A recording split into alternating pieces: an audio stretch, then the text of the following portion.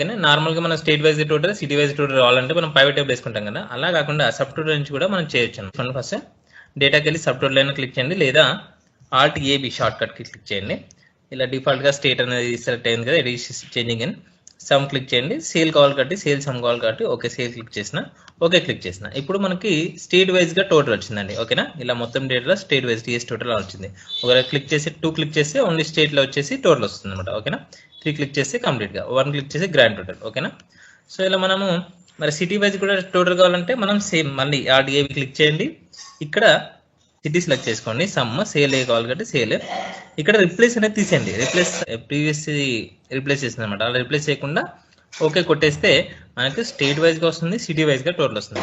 ఓకేనా, ఇప్పుడు మనం 3 క్లిక్ చేసినాం అనుకోండి, state wise and city wise కూడా వస్తుంది. Thank you. ఒకవేళ రిమూవ్ చేయాలనుకుంటే కర్సర్ ఇక్కడ నుంచి Alt AB క్లిక్ చేసి రిమూవ్ ఆల్ క్లిక్ చేయండి. ఓకేనా, రిమూవ్ ఆల్ క్లిక్ చేస్తే